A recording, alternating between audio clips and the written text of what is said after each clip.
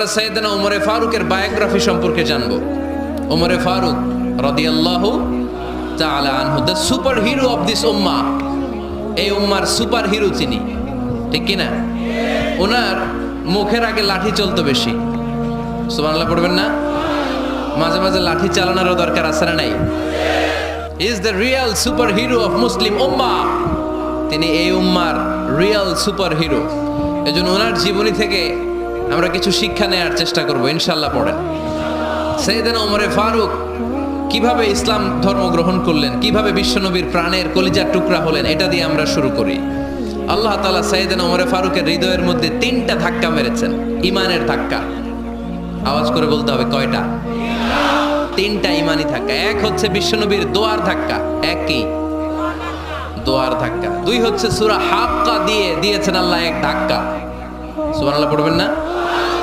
3 হচ্ছে সূরাতু তাহা দিয়ে আল্লাহ দিয়েছেন আরেকটা ধাক্কা। এই 3টা ইমানি ধাক্কা যখন সাইয়েদনা ওমরে ফারুকের হৃদয়ে লাগলো, উনি পড়তে আরম্ভ করেছেন আশহাদু আল্লা ইলাহা ইল্লাল্লাহ ওয়া আশহাদু আন্না মুহাম্মাদান আবদুহু ওয়া রাসূলুহু। চিল্লায়ে পড়েন আল্লাহু আকবার। বিশ্বনবী মক্কায় বসে বসে তাহাজ্জুদের সালাত পড়ে আল্লাহর কাছে দোয়া করলেন, আল্লাহুম্মা আইজ্জাল ইসলাম বিআহাব্বির রাজুলাইনি ইলাইক। ও আল্লাহ, 2 জন লোকের নাম বলবো, 2 জনের দরকার নেই। এই 2 জনের একজনকে আপনি ইসলামের সুশীতল ছায়া তোলে এনে ইসলামকে বিজয় দান করে দেন। মুহূর্তের মধ্যে দোয়াটা কবুল করে নিয়েছে কে? বিশ্বনবী বললেন, আল্লাহ 2 জনের নাম বলবো আজকের দোয়ায়। আবি জাহাল ইবনে হিশাম, হয়তো হিশামের বেটা আবু জাহেলকে আপনি ইসলামের ভিতরে নিয়ে আসেন, কিংবা ওমর ইবনুল খাত্তাব, খাত্তাবের বেটা ওমরকে আপনি ইসলামের ছায়া তোলে নিয়ে আসেন। ওমরে ফারুকের জন্য দোয়াটা কবুল করে নিয়েছে কে? বিশ্বনবীর দোয়ার মাধ্যমে প্রথমে সাইয়েদনা ওমরে ফারুকের হৃদয়ে এক ধাক্কা লাগলো। 2 নম্বরে রব্বুল আলামিন সূরাতুল হাক্কা দিয়ে ওমরে ফারুকের হৃদয়ের মধ্যে দিলেন এক ধাক্কা। পড়েন আল্লাহু আকবার।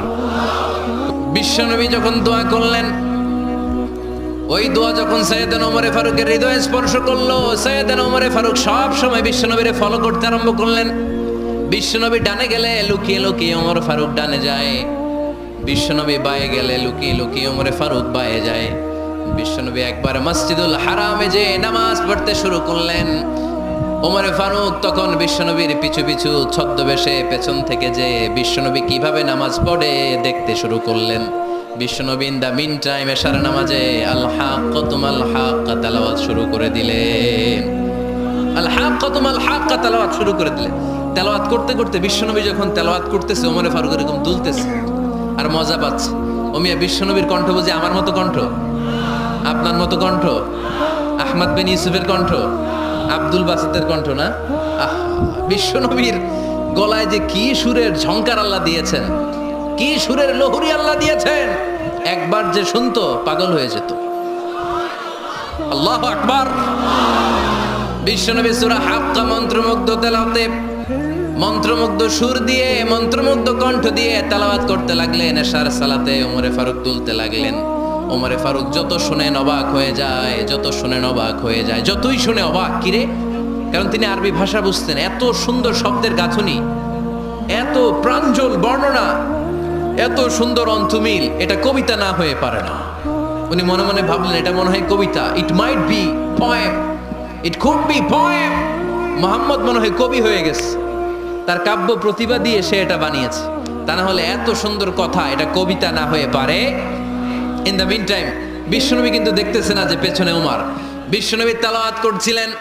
ইন দ্য মিন টাইম বিশ্বনবী পড়ছিলেন, ওমা হুয়া বিকাউলি শাইরিন কলিলাম মা তুমিনুন। এই আয়াতের অর্থ হলো, এটা কোনো কবির কথা নয়, খুব অল্প সংখ্যক লোকই তোমরা ঈমান আনো। সুবহানাল্লাহ পড়ে। এটাকে বলে কোইন্সিডেন্ট। কোইন্সিডেন্ট হুট করে অনেক সময় মিলে যায়, যায় কি যায় না? আপনি একজনের কথা ভাবতেছেন ভাবতেছেন, বাজারে গেলেন, বাজারে যেই দেখেন ওই লোকটা দাঁড়ায় আছে, এরকম হয় কি হয় না? কোইন্সিডেন্ট। ওমরে ফারুক মনে মনে যেটা ভাবতেছে ওই কথা দিয়ে বিশ্বনবী তেলাওয়াত করতেছে। আল্লাহু আকবার।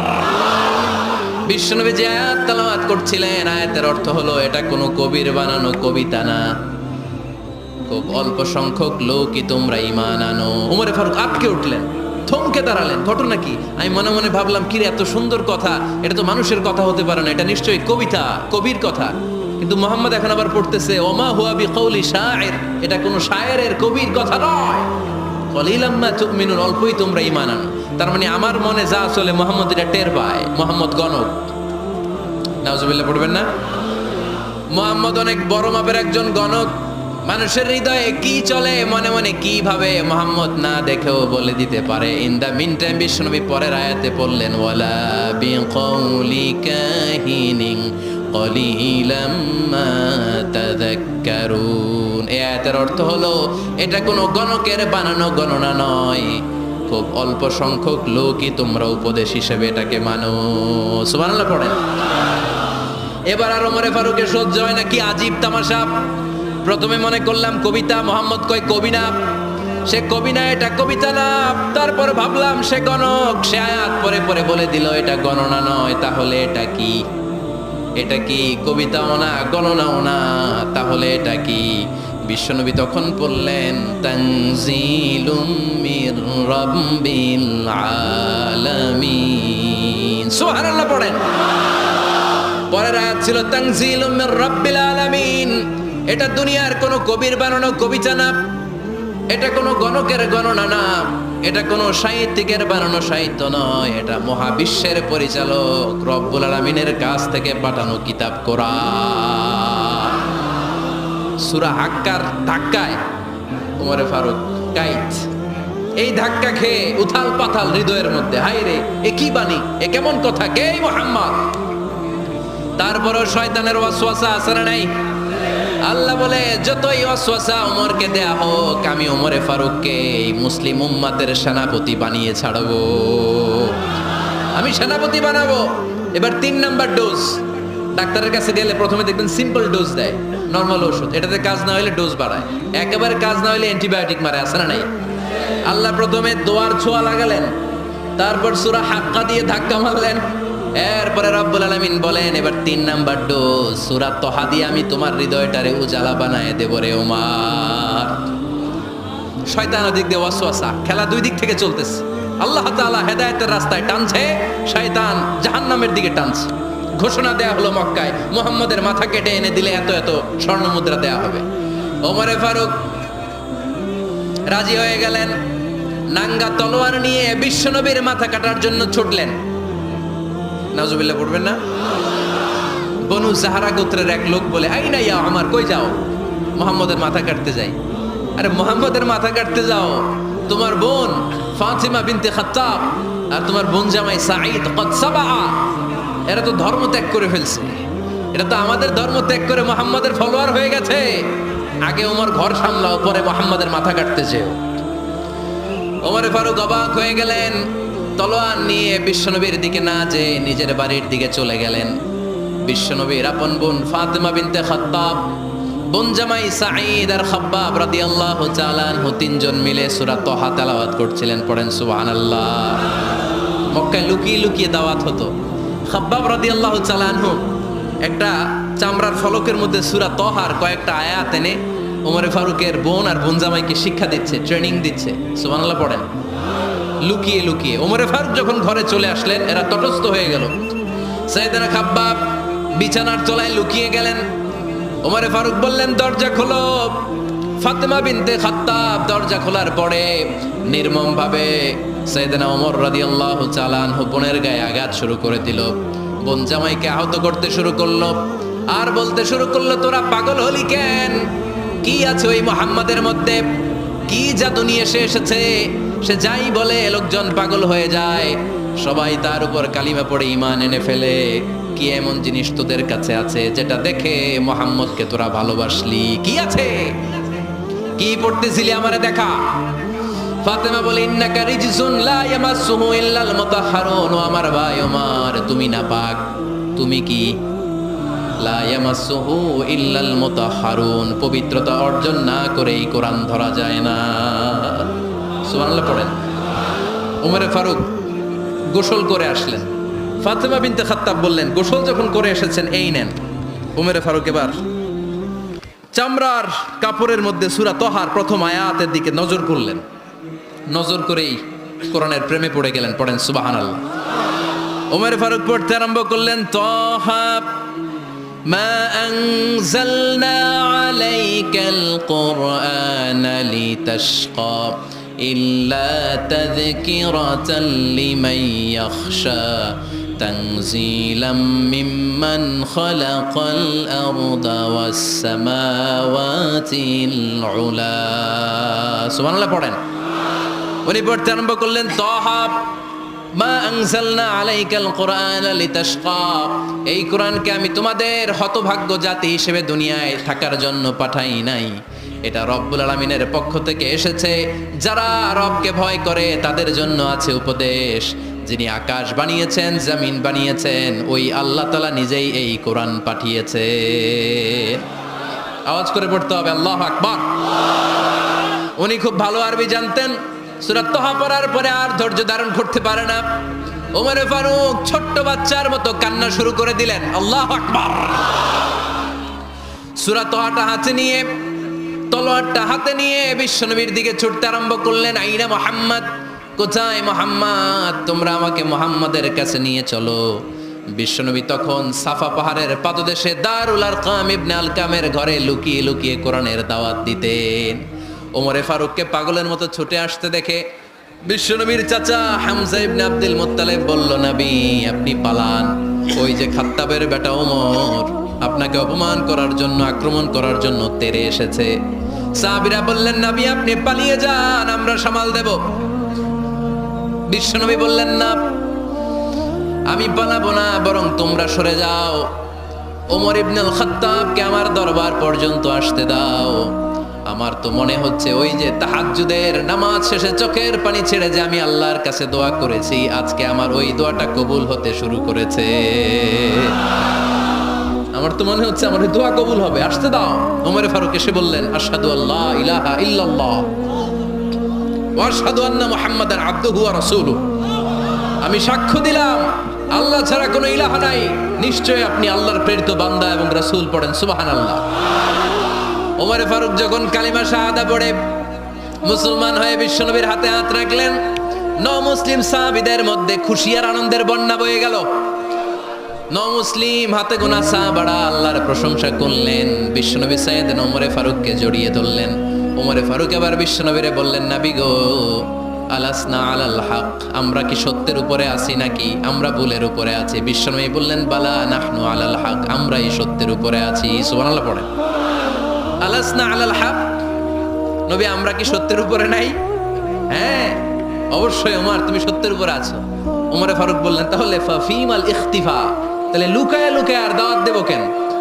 আমি তো কালিমা পড়ে ফেলছি, আসেন আমার সাথে বের হই। ফাফিমাল ইখতিফা, আর লুকায় লুকায় কেন? আসেন আমরা বাইরে বের হই। বিশ্বনবী বললেন, ওমর এটা মাক্কি জীবন, এখানে আমরা একটু গোপনে গোপনে দাওয়াত দিতে চাই। ওমরে ফারুক বলে, না, আমার দায়িত্ব, আমি একটা মিছিল দিতে চাই নবী। আল্লাহর নামের তাকবীর দিতে দিতে দারুল আরকাম থেকে শুরু করে মসজিদুল হারাম পর্যন্ত একটা মিছিল দিয়ে আমি মক্কা কাঁপাইয়া দেব। অনুমতি দেন। বিশ্বনবী দিতে চায় না। ওমর ফারুক অনেক বোঝানোর পরে স্বল্প পরিসরের একটা অনুমোদন পাওয়া গেল বিশ্বনবী সাল্লাল্লাহু আলাইহি ওয়াসাল্লামের কাছ থেকে। এই 11 জন নিয়ে আমি আল্লাহর নামের তাকবীর দেব। 2 লাইন করলেন। কয় লাইন? 2 লাইন। পেছনে 6 জন, আর এই লাইনের নেতা বানালেন বিশ্বনবীর চাচা হামজাকে রাদিয়াল্লাহু তাআলা আনহু। আর সামনে 5 জন, তার আগে দাঁড়ালেন উনি নিজেই। তাহলে 6 6 12। বললেন এই 2 লাইনে আমরা তাকবীর দিতে দিতে, বেশি না, এই দারুল আরকামের ঘর থেকে, আপনারা জানেন যে সাফা মারওয়া এখন যে সাই হয়, এই সাফার পাদদেশে ছিল দারুল আরকামের ঘর। উনি বললেন এখান থেকে ওই যে কাবার গিলাফ দেখা যায়, কাবার গিলাফ পর্যন্ত আমরা এই তাকবীর নিয়ে ওখানে যাব। সুবহানাল্লাহ পড়বেন না? ওখানে উনি দাঁড়িয়ে ছোট্ট একটা ভাষণ দিয়েছিলেন। উনি বলেছিলেন, মান আরাদা আন তাসকুলা উম্মু ওয়া ইয়াতামা ওয়ালাদু ওয়া তারমিলা যাওজাতুহু ফালিয়াসুদ্দানি। খেয়াল করে শুনেন, কান দুইটা খরগোশের কানের মতো খাড়া করেন। উনি এক বাক্যের একটা ভাষণ দিলেন। ভাষণ দিতে জানলে বড় ভাষণ দেয়া লাগে না। এক বাক্যের ভাষণ দিয়ে গোটা বিশ্বকে ঝাঁকুনি মারা যায়। চিল্লায় বলো ঠিক কিনা? ওমর ফারুক এক বাক্যের একটা ছোট্ট ভাষণ দিলেন। মান আরাদা আন তাসকুলা উম্মু, কে আছো মায়ের এই মক্কায়, কে আছো মায়ের বুক খালি করতে চাও? ইয়াতামা ওয়ালাদু, কে আছো বাচ্চাগুলারে, নিজের সন্তানগুলোরে ইতিম বানাতে চাও? কে আছো তারমিলা সাউজাতুহু, নিজের স্ত্রীকে বিধবা বানাতে চাও? ফালিয়া সুদ্দানি, বুকের পাটা থাকলে আমি ওমর রে থামাও।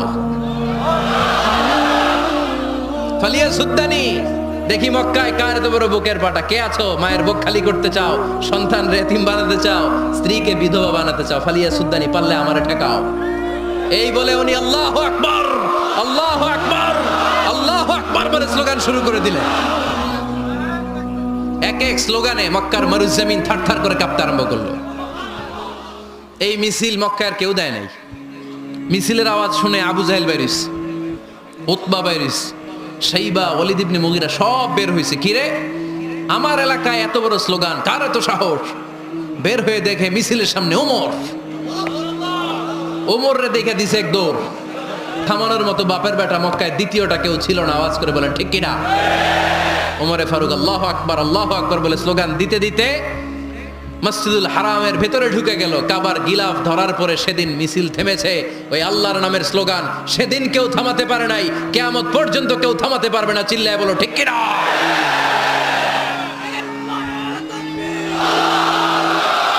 ওই রকম একটা ওমরের দরকার, আমাদের বেশি চাই না। জোরে বলেন ঠিক কিনা? দাও খোদা দাও আমায় আবার ওমর দারাজ দিল, দাও খোদা দাও আমায় আবার ওমর দারাজ দিল, দাও আলীর মতো বীর সেনানি, আলীর মতো বীর সেনানি জাগাতে নিখিল, দাও খোদা দাও আমায় আবার ওমর দারাজ দিল। সুবহানাল্লাহ পড়েন। একটা ওমর লাগবে। চিল্লায় বলেন কয়টা? ওই ওমরের অপেক্ষায় বাংলাদেশ সহ গোটা মুসলিম উম্মাহ, ঠিক কি না? একটা ওমরই যথেষ্ট। আমাদের সেন্ট্রাল লিডারশিপ নাই তো, আমাদেরকে এদিকে লাথি মারলে আমরা ওইদিকে যাই, ওদিক থেকে গুতা মারলে আমরা এদিকে যাই। আমাদের রিপ্রেজেন্টেটিভ, আমাদের প্রতিনিধিত্ব করার মতো কোনো কেন্দ্রীয় লিডারশিপ নেতৃবৃন্দ গোটা বিশ্বে নাই, ঠিক কি না? আমরা সেই ওমরে ফারুকের অপেক্ষায়, আমরা সেই ইমাম আল মাহাদির অপেক্ষায়। এই ওমরে ফারুক আমাদের মডেল, ঠিক কি না? থার্ড ইন পজিশন এই পুরা উম্মতের মধ্যে ওনার পজিশন নাম্বার 3। 1 নাম্বার পজিশন বিশ্বনবীর, কার? 2 নাম্বার পজিশন কার? আবু বকর। 3 নাম্বার পজিশন কার? ওমরে ফারুকের। বিশ্বনবী বলতেন লা নবিয়্যা বা'দি, লা নবিয়্যা বা'দি, আমার পরে কোনো নবী নাই। ওয়ালা রাসূলা, আমার পরে কোনো রাসূলও নাই, ঠিক কি না? আল্লাহর হাবিব বলতেন লাউ কানা বা'দি নাবিয়্যুন লাকানা উমর, তবে আমার পরে যদি নবী হওয়ার যোগ্যতা কারো থাকে আমার ওমরের ওই যোগ্যতা আছে। সুবহানাল্লাহ পড়েন। প্রভু তুমি বলেছ রাসূল দেবে না, বলনি দেবে না ওমর, বলনি দেবে না হামজা তারিক, খালিদ বিজয় সমর। প্রভু তুমি বলেছ রাসূল দেবে না, বলনি দেবে না ওমর, বলনি দেবে না হামজা তারিক, খালিদ বিজয় সমর। প্রভু তুমি বলেছ রাসূল দেবে না। সুবহানাল্লাহ পড়েন। এজন্য আমরা একটা ওমর চাই। কয়টা? বেশি লাগবে? নেতার মতো নেতা কয়টা লাগে? জোরে বলেন কয়টা? ওনার সাথে বিশ্বনবী সাল্লাল্লাহু আলাইহি ইসলামের মুসাহারার সম্পর্ক ছিল। ওমরে ফারুক যে বিশ্বনবীর শ্বশুর এটা অনেকে জানেই না। ওমরে ফারুক রাদিয়াল্লাহু তাআলা আনহু বিশ্বনবীর শ্বশুর ছিলেন। এটা আজকে নতুন শুনছেন, কে কে হাত তোলেন? দেখছেন হুজুর? সঠিক বলছি না আমি? অনেকে আমরা জানি না। মাশাআল্লাহ, জানতে লজ্জা নাই, শিখতে লজ্জা নাই। লজ্জা হচ্ছে অজ্ঞতায় আর মূর্খতায়, ঠিক কি না? 4 খলিফার 2 খলিফা, ইসলামের 4 খলিফার 2 খলিফা বিশ্বনবীর মেয়ের জামাই, আর বাকি 2 খলিফা বিশ্বনবীর শ্বশুর। সুবহানাল্লাহ পড়েন। সাইয়েদনা আলী রাদিয়াল্লাহু তাআলা আনহু, সাইয়েদনা উসমান যুন-নূরাইন বিশ্বনবীর মেয়ের জামাই। উসমান রাদিয়াল্লাহু তাআলা আনহুর কাছে বিশ্বনবী 2 মেয়েকে বিয়ে দিয়েছিলেন। একজন মারা যাওয়ার পরে আরেকজন। বিশ্বনবী বলেছেন এরপরে আরেকটা থাকলে ওইটারও বিয়ে দিতাম। সুবহানাল্লাহ পড়বেন না? দুইজন ছিল মেয়ের জামাই আর দুইজন ছিল শ্বশুর। সাইয়েদনা আবু বকর শ্বশুর, বিশ্বনবীর স্ত্রী আম্মাজান আয়েশা রাদিয়াল্লাহু তাআলা আনহার বাবা। বিশ্বনবীর স্ত্রী আম্মাজান হাফসা রাদিয়াল্লাহু তাআলা আনহার বাবা ছিল সাইয়েদনা ওমর ফারুক। চিল্লায় পড়েন আল্লাহু আকবার। জানো তো পজিশন না, সাইয়্যিদু কুহুলিল জান্নাহ। জান্নাতে যত নারীরা যাবে, নারীদের সর্দারিনী হবে সাইয়্যিদাতুনা ফাতেমা রাদিয়াল্লাহু তাআলা আনহা। এই ফরিদপুরের যত ইয়াং স্টারেরা তোমরা যারা জান্নাতে যাবে, তোমাদের লিডার হবে সাইয়েদনা হাসান আর হুসাইন রাদিয়াল্লাহু তাআলা আনহুমা। আর বয়স্ক মুরব্বীরা যারা জান্নাতে ঢুকবেন, আপনাদের লিডার হবে সাইয়েদনা আবু বকর আর সাইয়েদনা ওমর ফারুক রাদিয়াল্লাহু তাআলা। সুবহানাল্লাহ পড়তে পারলেন না?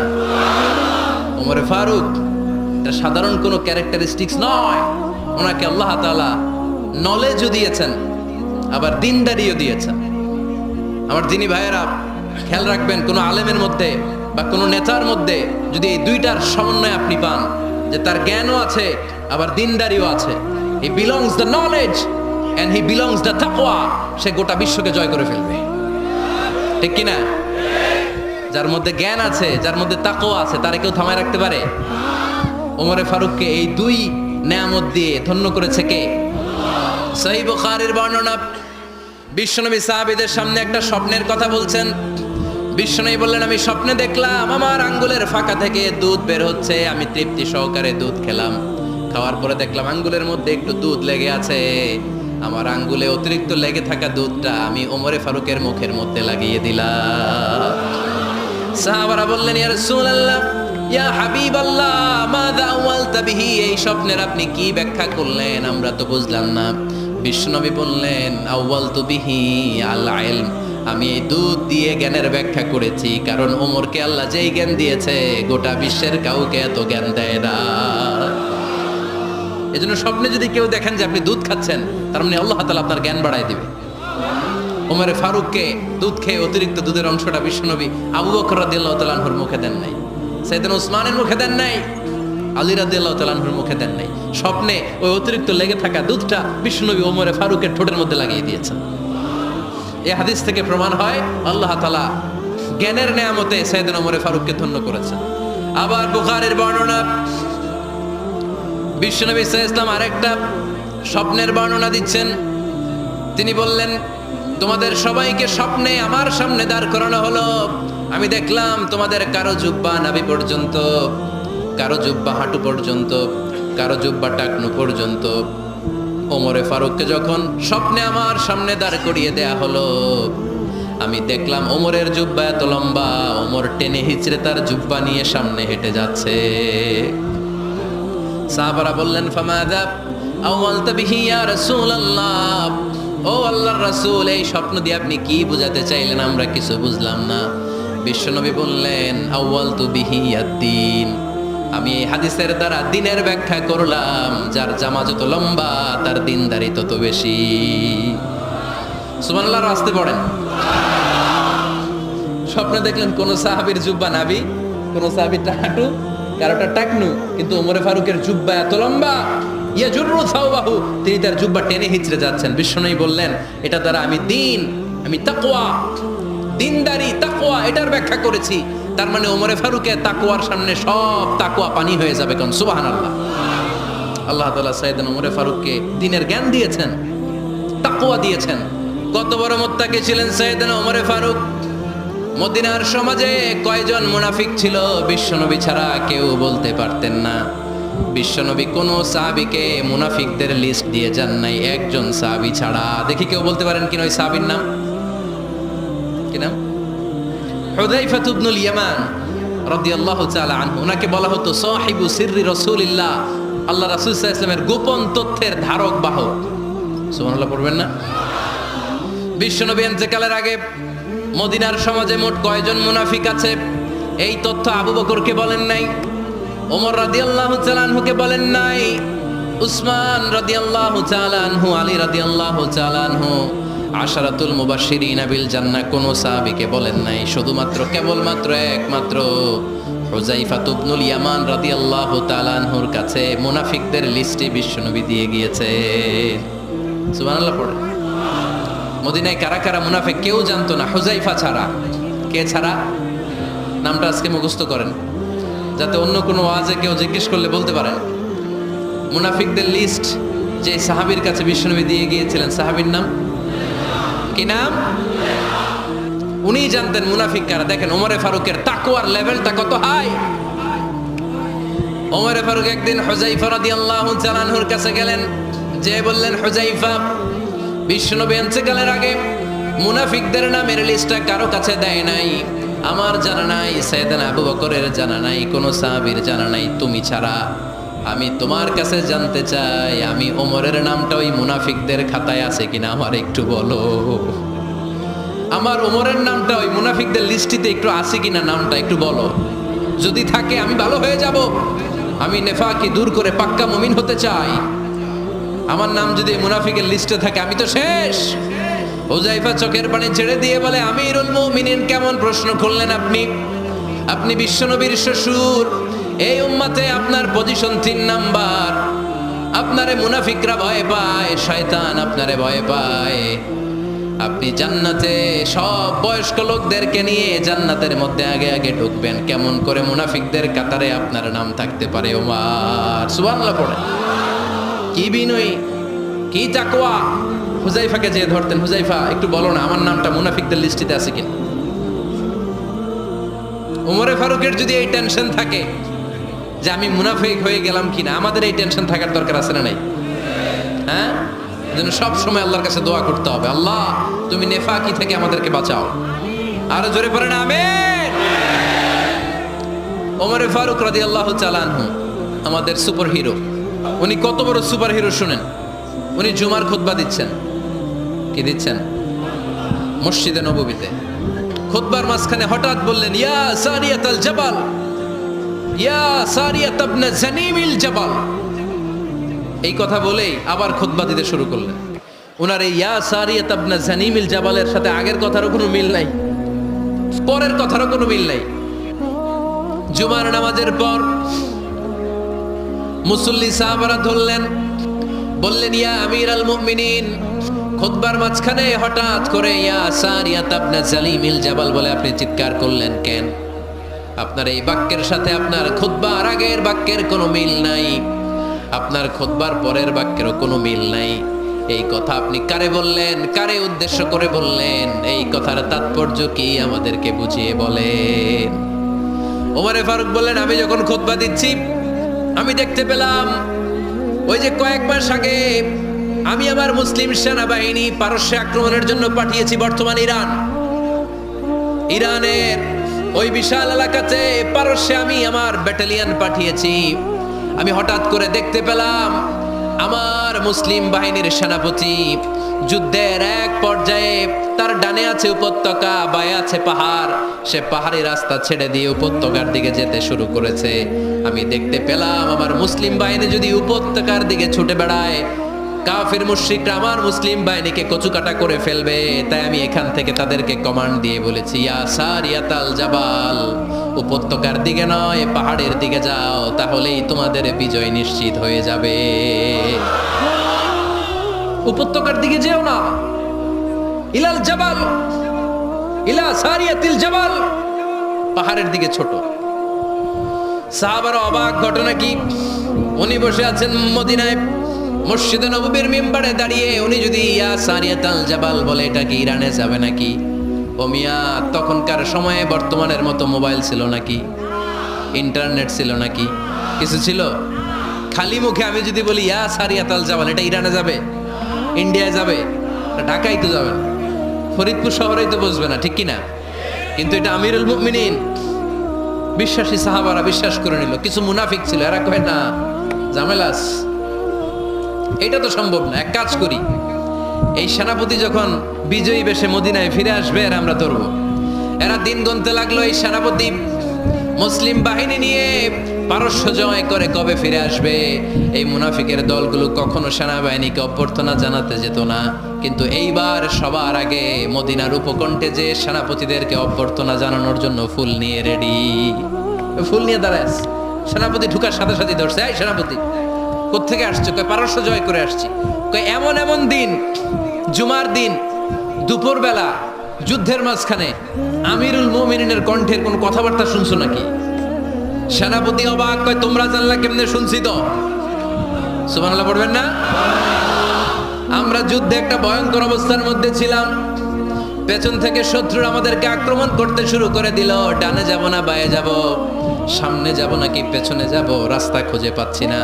ডান দিকে ছিল আমাদের উপত্যকার রাস্তা, বাঁ দিকে ছিল পাহাড়ি পথ। আমরা সোজা পথ হবে মনে করে উপত্যকার দিকে ছুটতে আরম্ভ করলাম। হঠাৎ করে আমিরুল মুমিনিনের কণ্ঠ বজ্র কণ্ঠে আমার কানের মধ্যে ভেসে আসলো। আমার মনে হলো আমিরুল মুমিনিন কেমন যেন আমাকে কমান্ড দিচ্ছেন আর বলছেন, ইয়া সারিয়াতাল জাবাল, ডান দিকে উপত্যকার পথে নয়, তাড়াতাড়ি পাহাড়ের দিকে সৈন্যবাহিনী নিয়ে উঠে যা। পাহাড়ের দিকে, ডানে না, this is wrong track and this is the right track. ওই দিন যদি ওমরে ফারুকের ওই গাইডলাইন, আমিরুল মুমিনিনের কমান্ড যদি আমি না শুনতাম, আজকে বিজয়ের বেশে ফিরতেও পারতাম না, আমাদের চেহারাও তোমরা দেখতে পেতে না। ওমরে ফারুকের ওই কমান্ড, ওই গাইডলাইন অদৃশ্য থেকে শোনার কারণে ওই পারস্যের মধ্যে আমাদেরকে সেই যুদ্ধে বিজয় দান করেছে কে? দিস ইজ ওমরে ফারুক, দিস ইজ ওমরে ফারুক। বিশ্বনবী বলছেন, ওমর, মা লাকিয়াকা শাইতানু সালিকান ফাজ্জান ইল্লা সালাকা ফাজ্জান গায়রা ফাজ্জিক। ওমর, শয়তান ইবলিস যদি তোমার কোনো রাস্তা দিয়ে হাঁটতে দেখে, শয়তান ওই রাস্তা রেখে দিয়ে অন্য রাস্তা দিয়ে হাঁটে। This is our superhero সাইয়েদনা ওমর ফারুক রাদিয়াল্লাহু তাআলা। শুধু শয়তানই ভয় পেত না, মুনাফিকরাও ভয় পেত, জমের মতো ভয়। শুধু তাই না, আমাদের আম্মাজান বিষ্ণু ইসা ইসলামের স্ত্রীরাও ওমর ফারুককে ভয় পেতেন। সুবহানাল্লাহ কইবেন না? মাঝে মাঝে বিষ্ণু ইসা ইসলামের সাথে আম্মাজান আয়েশার ঝগড়া হতো, হতো না? আপনাদের ফ্যামিলিতে ঝগড়া হয়? হয় না? হয় না? কার কার দেখি? ওরে আল্লাহ, অনেক আল্লাহর ওলি আছে তো এই জায়গায়। ঝগড়া হয় না? কি কথা কয়, ঝগড়া হয় না বলে? বিশ্বনবীর ফ্যামিলিতে ঝগড়া হয়, আপনার ফ্যামিলিতে হয় না? মিষ্টি ঝগড়া। আর ও বিয়েই করে নাই।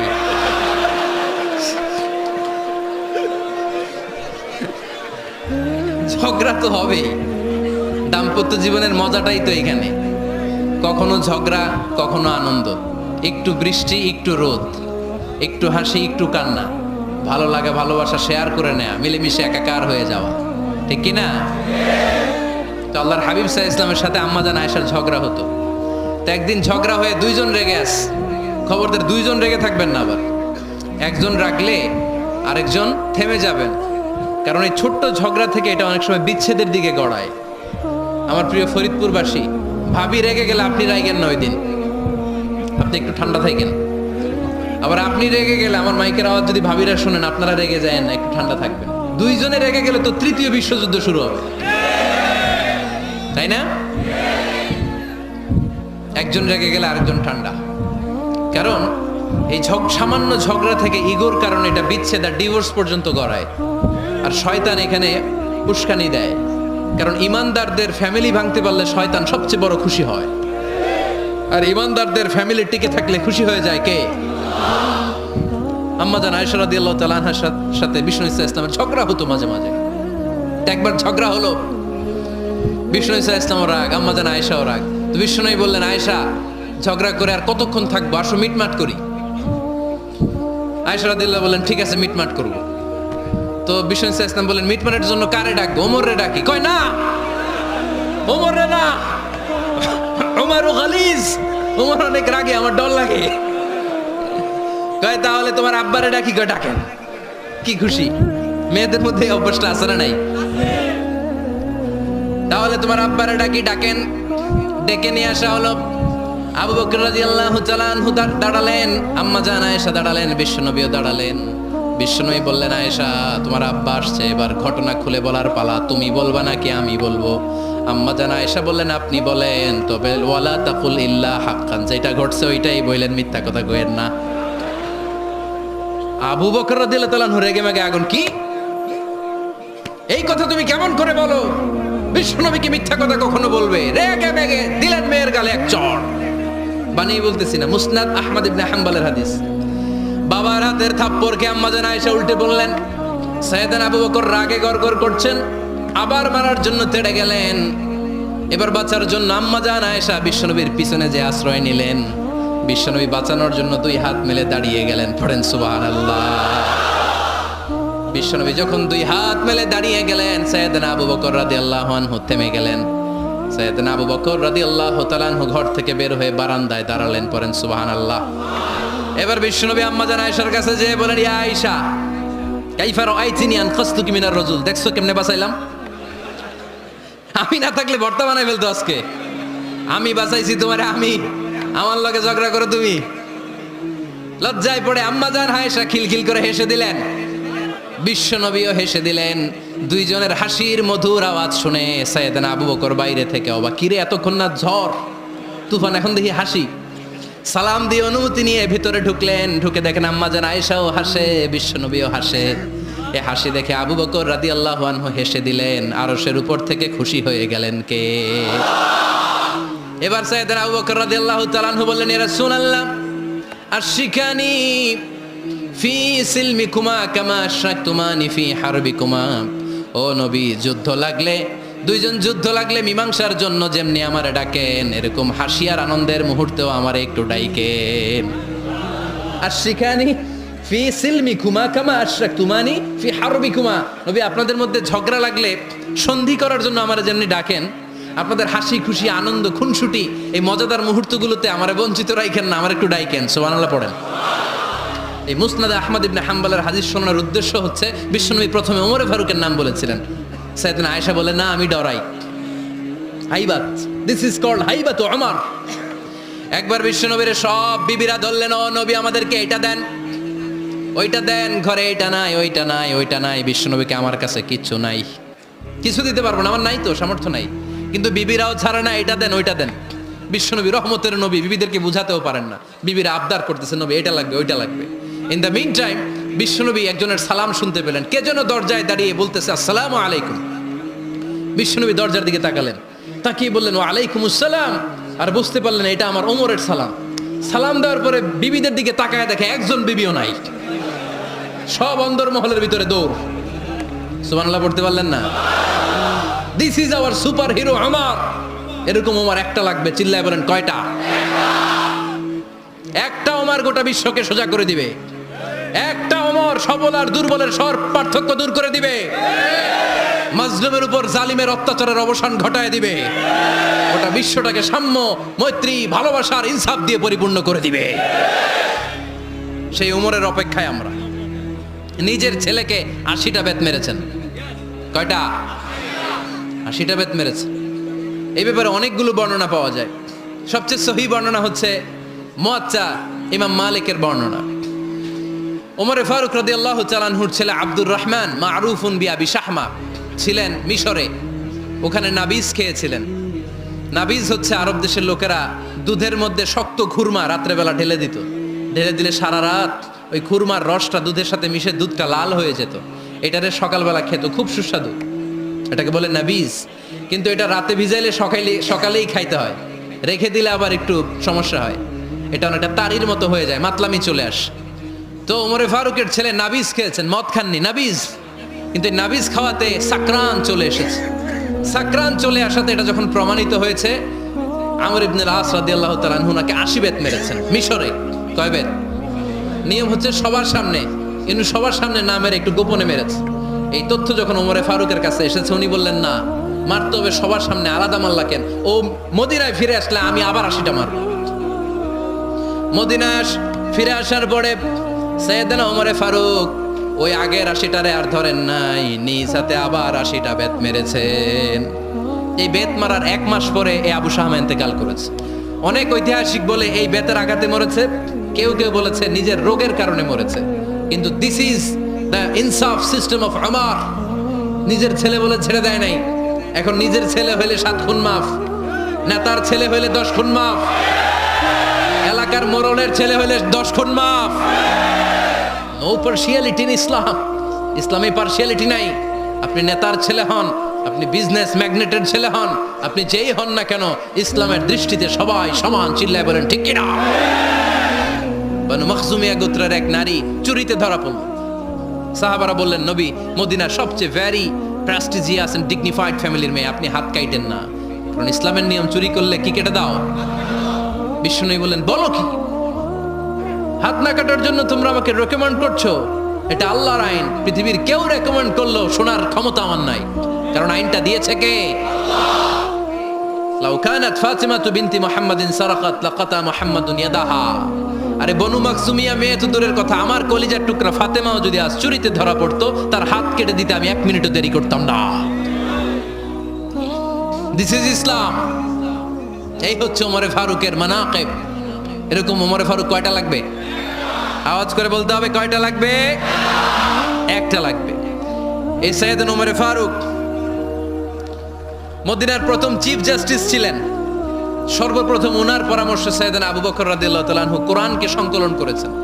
আমরা এই যে কোরআন পড়ি 30 পারা, আল্লাহর হাবিব সাল্লাল্লাহু আলাইহি ওয়াসাল্লামের সময় কি এরকম কোরআন ছিল নাকি? ছিল না। খেজুর পাতার মধ্যে, গাছের বাকলের মধ্যে, ওটের বড় হাড্ডির মধ্যে আর পাথরের মধ্যে খোদাই করা কোরআন ছিল। সাইয়েদনা আবু বকরের সময় রাদিয়াল্লাহু তাআলা আনহুর সময় যুদ্ধ হলো, 70 জন হাফেজ সাহাবী ইন্তেকাল করলেন। সাইয়েদনা আবু বকর রাদিয়াল্লাহু তাআলা আনহুকে ডেকে ওমরে ফারুক বললেন, ও আবু বকর, এইভাবে হাফেজে কোরআন সাহাবীরা যদি দুনিয়া থেকে বিদায় হয়ে যায়, আল্লাহর কোরআনও তো বিদায় হয়ে যাবে। আমার পরামর্শ হলো আপনি সব বয়োজ্যেষ্ঠ সাহাবীদেরকে একসাথে করে কোরআনের সব কাগজগুলোকে একসাথে করে একটা নির্ধারিত কপির মধ্যে কোরআনকে সংকলন করে ফেলেন। সাইয়েদনা আবু বকর বললেন, যেটা আমার নবী করে না, এটা আমি কেমনে করি? কিন্তু ওমরে ফারুক নাছোড়বান্দা বলে না, এটা করলে কোনো খারাপ হবে না, ভালোই হবে। মুসলিম উম্মার জন্য এক জায়গায় কোরআন সন্নিবেশিত থাকবে, আপনি করেন। সাইয়েদনা আবু বকর রাজি হয় না, ওমরে ফারুকও ছাড়ে না। ওমরে ফারুক বলতে বলতে বলতে বলতে এমন ভাবে সাইয়েদনা আবু বকর রাদিয়াল্লাহু তাআলা আনহুকে ধরলেন, সব শেষে সাইয়েদনা আবু বকর ওমরে ফারুকের কথায় কোরআন সংকলনে রাজি হয়ে গেলেন। পড়েন সুবহানাল্লাহ। উনি বললেন, ওমর যখন আমাকে বারবার বুঝাতে লাগলো, আল্লাহ তাআলা আমার হৃদয়টা ওমরের কথা শোনার জন্য খুলে দিলেন। আল্লাহ তাআলা কেমন যেন আমাকে ইলহাম করলেন, আবু বকর করো, এই কাজের মধ্য দিয়ে আমি আমার কোরআনকে গোটা বিশ্বে জীবিত রেখে দেব। This is Umar. এই যে আমরা হিজরি সনের যে আমরা গণনা করি, এই হিজরি সনের প্রবর্তক হচ্ছে সাইয়েদনা ওমরে ফারুক। সুবহানাল্লাহ নাই? সাইয়েদনা ওমরে ফারুক এই হিজরি সনের গণনা শুরু করেছেন। সাহাবারা বলল, আমিরুল মুমিনিন, খ্রিস্টানদের ঈসাই সন আছে, আমাদের মুসলমানদের কোনো সন নাই। আমাদের একটা সন থাকলে আমাদের জিজিয়া নিতে, আমাদের যাকাতের টাকা উত্তোলন করতে অনেক সুবিধা হবে। ওমর ফারুক বললেন, তাহলে কোন সালকে হিজরি, কোন সালকে মুসলিম সাল হিসেবে আমরা ঘোষণা দিতে পারি? একজন বলল, আমার নবী যেই সালে জন্মগ্রহণ করেছেন ওই সালে। ওমর ফারুক বললেন, না, আমার নবীর জন্ম আমাদের জন্য খুশির দিন, কিন্তু এটা আমাদের জন্য প্রেরণা নয়। প্রেরণা নবীর কাজে, ঠিক কিনা? আরো কিছু সাহাবারা বলল, তাহলে যেই সালে আমার নবী ইন্তেকাল করেছে ওইটারে প্রথম সাল ধরেন। ওমরে ফারুক বললেন, না, যেদিন তিনি ইন্তেকাল করেছেন এটা আমাদের দুঃখের দিন, এটা আমাদের প্রেরণা নয়। আমাদের প্রেরণা হচ্ছে বিশ্বনবীর ত্যাগ, তিতিক্ষা আর কাজের মধ্য দিয়ে। জোরে কোন ঠিক কিনা? ওমরে ফারুক বললেন, যেদিন বিশ্বনবী ইসলাম রক্ষায় নিজের মাতৃভূমি ছেড়ে মক্কা থেকে মদিনায় গিয়েছেন, ওই দিনটাকে হিজরি প্রথম দিন ধরে আমরা হিজরি সাল গণনা করে শুরু করে দেব। ওইটাই হচ্ছে হিজরি সন। সেখান থেকে হিজরি সনের প্রবর্তন করেছেন সাইয়েদনা ওমরে ফারুক রাদিয়াল্লাহু তাআলা আনহু। এই যে স্টেট গভর্নমেন্ট, এই যে প্রিজন, জেলখানা, ক্যান্টনমেন্ট, সচিবালয়, গণভবন, বঙ্গভবন, মুক্তিযোদ্ধাদের ভাতা, রাষ্ট্রীয় ভাতা, এই সব নিয়ম কানুন সাইয়েদনা ওমরে ফারুক তার রাষ্ট্রীয় আমলে তিনি নিজে করেছেন। চিল্লায় পড়েন আল্লাহু আকবার। মুসলমানদের আলাদা কারেন্সি, নিজস্ব মুদ্রা ব্যবস্থা নিজে চালু করেছেন। সৈনিকদের মধ্যে যারা বিবাহিত, প্রতি 6 মাস অন্তর অন্তর 1 মাসের ছুটি কাটাতে তারা ফিরে আসবে, সাইয়েদনা ওমরে ফারুক চালু করেছেন। চিল্লায় আওয়াজ করে পড়েন আল্লাহু আকবার। এই যে আমরা 20 রাকাত সালাতুত তারাবি পড়ি রমাদানে, পড়েন না আপনারা? এটা সাইয়েদনা ওমরে ফারুক চালু করেছেন। সুবহানাল্লাহ পড়তে পারলেন না? কোরআনে মোট 22টা আয়াত আছে যেখানে সাহাবারা ইনডিসিশনে ভুগছিলেন। বিশ্বনবীর মত একটা, ওমরে ফারুকের মত আর একটা। এই 22 জায়গায় আল্লাহ তাআলা বিশ্বনবীর মতের পক্ষে আয়াত নাজিল না করে ওমরে ফারুকের মতের পক্ষে কোরআনের আয়াত নাজিল করেছেন। সাইয়েদনা ওমরে ফারুক, আমরা সাহাবীদের জীবন চরিত পড়তে চাই না, কত যে অনুপ্রেরণামূলক দৃষ্টান্ত সাইয়েদনা ওমরে ফারুক আমাদের জন্য রেখে গিয়েছেন। ওমরে ফারুক যখন খলিফা, দিনের বেলায় যদি রাষ্ট্রে কোনো নিয়ম জারি করতেন, দিনের বেলায় জনগণকে কোনো বিষয়ে যদি নিষেধ করতেন, রাত্রেবেলায় খাওয়ার সময় ফ্যামিলি মেম্বারদের সবাইকে বলতেন, এই দিনের বেলা আমি জনগণকে এই কাজ করতে নিষেধ করেছি, তোমরা আমার ফ্যামিলি মেম্বার, খবরদার তোমরা এই কাজ করো না। জনগণ করলে যতটুকু শাস্তি, তোরা করলে পাবি ডবল শাস্তি। সুবহানাল্লাহ কইবেন না? আমাদের নেতারা ওই বাড়ির বিচার করে, ওই বাড়ির মাইয়ার বিচার, ওই বাড়ির পোলার বিচার, নিজের পোলা গাঞ্জা টানে আছে না নাই? নিজের মেয়ে অপরাধ করে আছে না নাই? আহা, কি নেতা ছিলেন ওমরে ফারুক! আগে নিজের ঘর সামলিয়েছেন, আগে নিজেকে সামলিয়েছেন, নিজের ঘর ঠিক করেছেন। বলেছেন জনগণ করলে যত বেদ, তোরা করলে double Veda. This is call leader, ঠিক কিনা?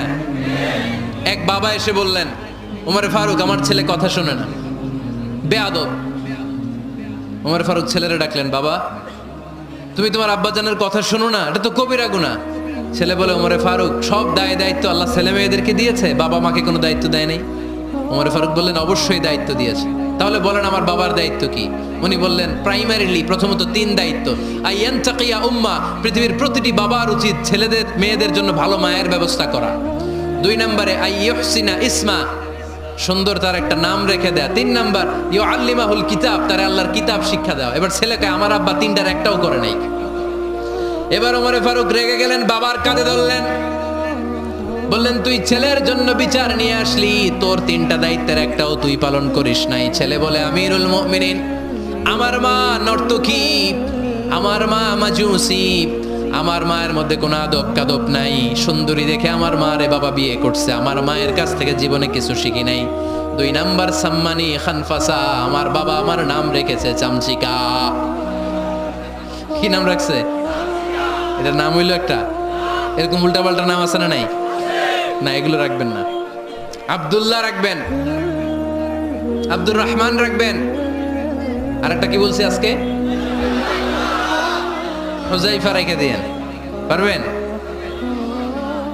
ওয়ালাম ইউআল্লিমনি হারফাম মিন কিতাবিল্লাহ, আমিরুল মুমিনিন শুধু তাই না, আল্লাহর কোরআনের একটা অক্ষর আমার বাবা কোনোদিন আমারে শিক্ষা দেয় নাই।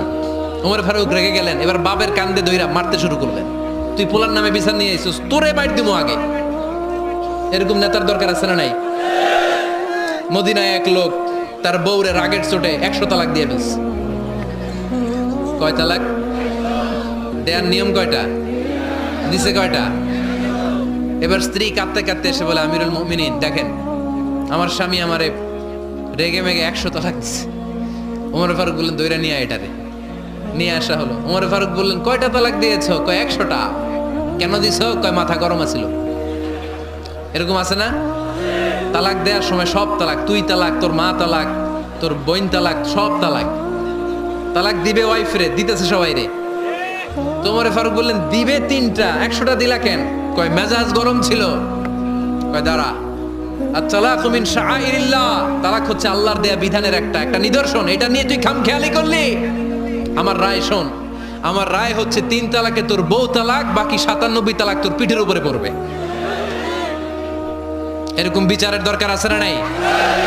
এরকম দৃষ্টান্তমূলক বিচার যদি বাংলার জমিনে দেয়া হতো, আর কোন নারী ধর্ষিতা হতো, আর কোন নারীকে অ্যাসিড মারা হতো, আর কোন নারী যৌতুকের জন্য কান্না করতো?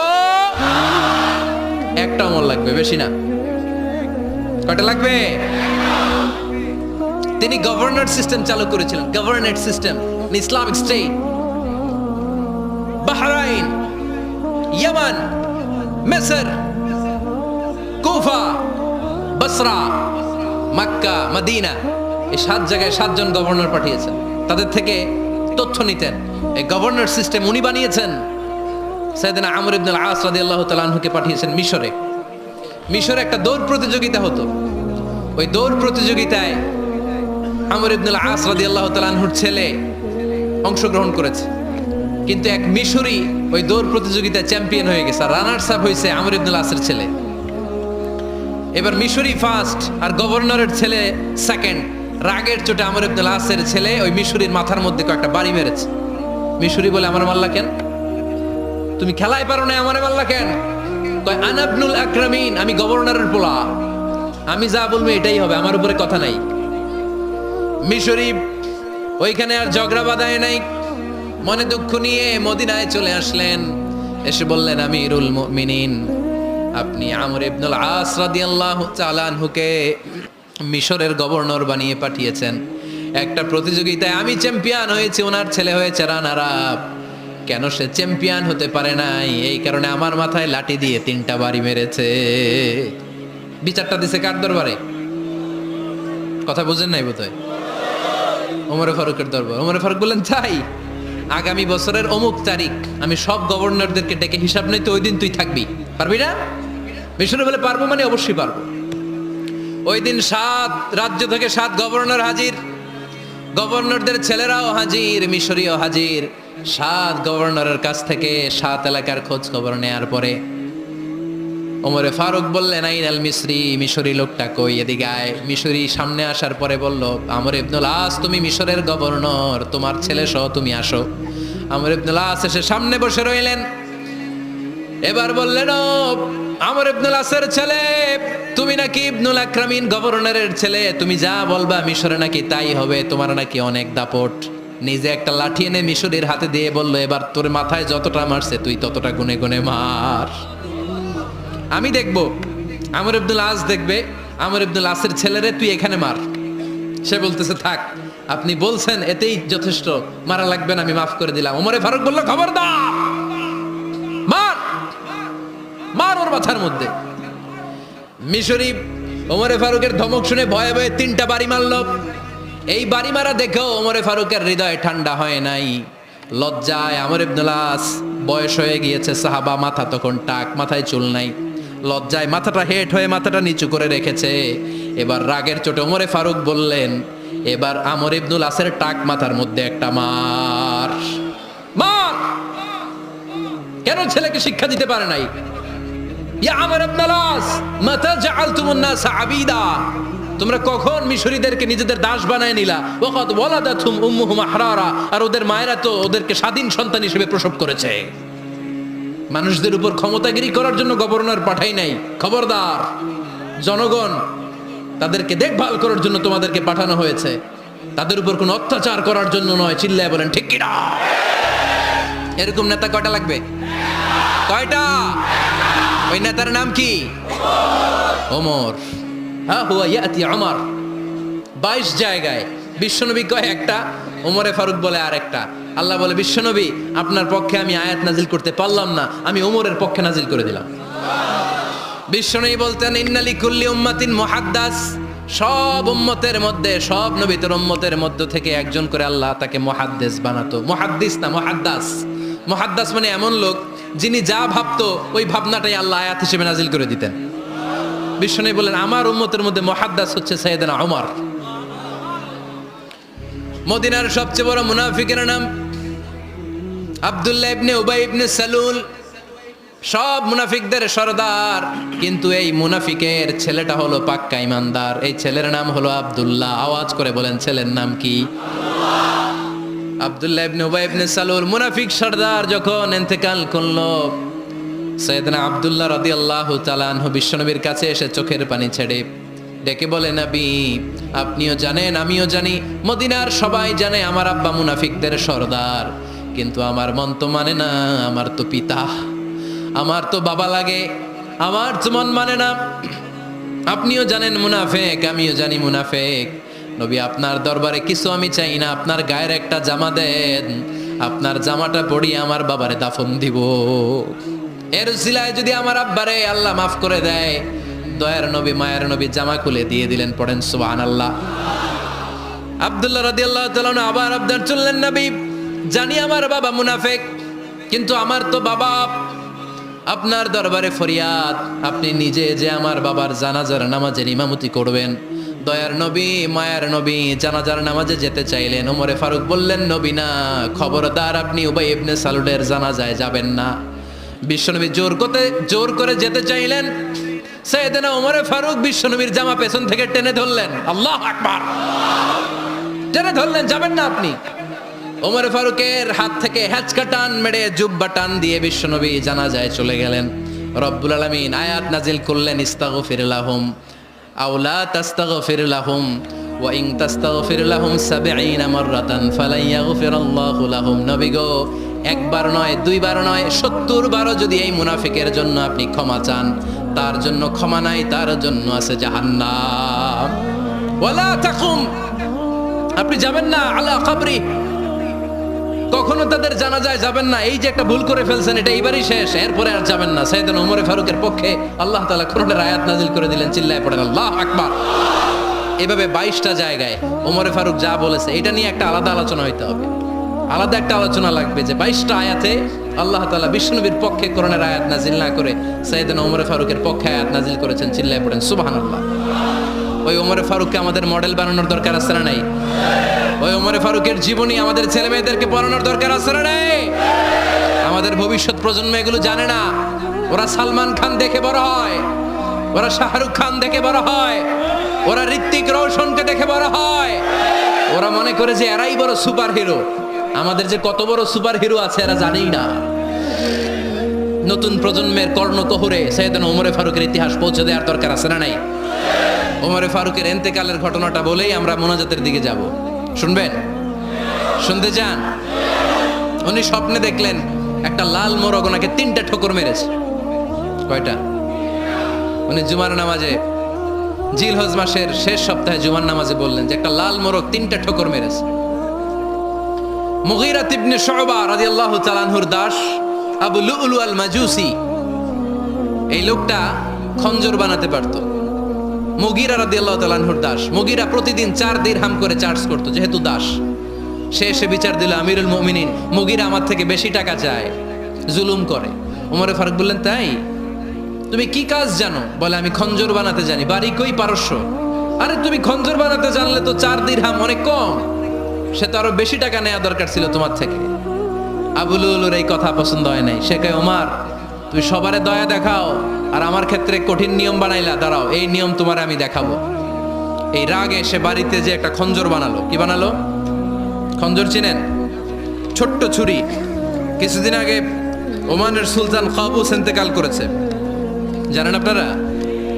ওনার এই কোমরের মধ্যে খঞ্জর থাকতো, ছবিতে দেখছেন? আরব শায়েখ যারা সুলতান আমির, কোমরে কি থাকে? ছোরা থাকে, খঞ্জর। সে বাসায় যে একটা খঞ্জর বানালো, যেই খঞ্জরের 2 মাথা, লাহু রাসান ওয়া মাকবাদাতুহু ফি ওয়াসাতি, আর ধরার হ্যান্ডেলটা মাঝখানে, এদিকেও ছুরি এদিকেও ছুরি, যাতে এইভাবে মারা যায়। সে ধার দিতে লাগলো আর বলল, ওমর দাঁড়াও তোমার আমি দেখাবো। ওমর ফারুক মসজিদে নববীর ইমাম, ফজরের নামাজের সময় এ আবু লুলু আল মাজুসি বুরনুস পরে, চাদর পরে, লুকিয়ে লুকিয়ে, সে অগ্নি উপাসক, মুমিন নয়, ওমর ফারুককে অ্যাটাক করার জন্য গেলেন মসজিদে নববীতে। ওয়াকানু ইউসাল্লুনা বিগালাস, তখন ওনারা অন্ধকারে নামাজ পড়তো। নামাজের সময় যখন হলো, লুকিয়ে লুকিয়ে প্রথম কাতারে ওমর ফারুকের পিছনে মুয়াজ্জিনের পাশেই দাঁড়ালো, হাতে খঞ্জর। একামত হলো, ওমর ফারুক সালাত শুরু করলেন, ফজরের সালাত, আল্লাহু আকবার। নামাজ শুরু করলেন, সূরা ফাতিহা বললেন। আরেকটা সূরা যখন পড়তে যাবেন, in the mean time Abu Lulu এই খঞ্জর নিয়ে ওমর ফারুকের বুকের মধ্যে 3টা স্টেবিং করলেন। একটা মারলেন নাভির নিচে, মারার সাথে সাথে পাকস্থলী কেটে গেল। আরেকটা মারলেন পাজরে, পাজর ছিঁড়ে গেল। 3টা মারার পরে ওমর ফারুক বললেন, কাতালানি আল কাল, এক কুকুর আমাকে মেরে ফেলেছে। পেছন থেকে এক সাহাবীকে টান মেরে সামনের দিকে নিয়ে গেলেন, তুমি নামাজের ইমামতি করাও। আর ওমর ফারুককে বাকিরা ধরাধরি করে পেছনে নিতে আরম্ভ করলেন। আর এই আত্মাই আক্রমণ যে করেছে, সে কাতারের মাঝখান দিয়ে যেতে আরম্ভ করলো আর 2 দিকে ছুরি মারতে আরম্ভ করলো। 13 জন সাহাবীর গায়ে ছুরি মেরেছে, 7 জন সাহাবা স্পট ডেথ, জায়গায় মৃত্যু। এই ভয়ঙ্কর অবস্থা দেখে এক সাহাবী বুরনুস, এক ধরনের জুব্বা আছে মাথাওয়ালা, অনেকে জ্যাকেট পরছেন না এরকম মাথাওয়ালা, লম্বা জুব্বা আছে, আরবরা শীতে পরে মাথাওয়ালা। এই মাথাওয়ালা জুব্বা বের করে এক সাহাবী জালের মতো তার দিকে উড়ায় মারল। ওই বুরনুসের মধ্যে পেঁচিয়ে আবু লুলু মাটিতে পড়ে গেল আর সুইসাইড করে ফেললো, নিজের বুকে নিজে মেরে আত্মহত্যা। যেই সাহাবীকে ইমামতির জন্য দাঁড় করালেন, উনি ছোট্ট সূরা দিয়ে প্রথম রাকাতে সূরা আল কাউসার, দ্বিতীয় রাকাতে সূরাতুল ইখলাস দিয়ে নামাজ শেষ। ওমর ফারুক বেহুশ। ওমর ফারুক কি? হ্যাঁ, বেহুশ। সবাই কান্নাকাটি করতেছে, সবাই দেখতে গেলেন, এখন হুঁশ ফিরে না। মুখের মধ্যে মুখ খুলে রাষ্ট্রের চিকিৎসক মুখের মধ্যে দুধ দিলেন, ওই নাভি দিয়ে দুধ বের হয়ে যায়। তারা বললো ওনারে বাঁচানো সম্ভব না, দেখেন হুঁশ ফিরে কিনা। হুঁশ ফিরলে ওনার পরে কে আমির হবে, উনি যেন প্যানেল ঠিক করে দিয়ে যায়। সবাই তাকিয়েছে ওমরে ফারুকের চোখের দিকে। আল্লাহর মেহেরবানিতে ঘন্টা খানিক পরে উনি চোখ খুললেন। চোখ খোলার পরেই বলেন নাই ও মা আমি মরে যাই। চোখ খোলার পরে উনি বলেন নাই কে মারলো আমারে। চোখ খোলার পরে উনি বলেন নাই আমার পরে নেতা কে হবে। চোখ খোলার পরে সর্বপ্রথম কথাটি ছিল আসল্লান নাস, আমার নেতৃত্বে যে ফজরের নামাজটা শুরু হয়েছিল এটা কি ঠিকমতো তোরা পড়েছিলি? আমার নেতৃত্বে যে ফজরের জামাত শুরু হয়েছিল সেটা ঠিকঠাক মতো সমাপ্ত হয়েছিল কিনা আগে বল। আসল্লান নাস, নামাজটা হয়েছে কিনা বল। সুবহানাল্লাহ করতে পারলেন না? This is Umar, hour super hero. নেতা অনেকগুলো লাগে না, এরকম নেতা একটাই যথেষ্ট যে গোটা বিশ্বকে কাঁপায় দিতে পারে। চিল্লায় বলো ঠিক কিনা? আমরা চাই আমাদের ছেলেগুলো ওমরে ফারুকের মতো বড় হোক। আমরা চাই আমাদের ছেলে মেয়েগুলো খাব্বাব, খুবাইব, সাইয়েদনা আলী, উসমান, আবু বকর রাদিয়াল্লাহু তাআলা আনহুর অনুসরণে বড় হোক, ঠিক কিনা? আমরা একটা ওমর চাই যিনি আমাদেরকে সালাতের শিক্ষা দিয়ে গিয়েছেন, ইন্তেকালের আগে বলেছেন সাল্লান নাস। এজন্য আমরা যেন নামাজ কখনো নষ্ট না করি। আল্লাহর জমিনে দিন বাস্তবায়ন আসাদ্দুহুম ফি আমরিল্লাহি ওমর রাদিয়াল্লাহু তাআলা আনহুর মতো এত কঠোর কেউ ছিলেন না। তাই দিন বাস্তবায়নে আমরা যেন কাউরে ছাড় না দেই। সবার আগে আল্লাহর দিন, সবার আগে আল্লাহর কোরআন, সবার আগে আমার ইসলাম, ঠিক কিনা? চাইলেই কেউ এদেশ থেকে ইসলামরে মিটাই দিতে পারবে না। যে দেশে আল্লাহু আকবার ধ্বনির সাথে সাথে সূর্য উঠে যায়, আল্লাহু আকবার ধ্বনির সাথে সাথে সূর্য ডুবে যায়, সে দেশে আর কিছু থাকবে না থাক আমার ইসলাম থাকবেই, আর কিছু থাকবে না থাক আমার কোরআন থাকবেই। সে ইসলামের সাথে থাকতে রাজি আছেন তো? কোরআনের সাথে থাকতে রাজি আছেন তো?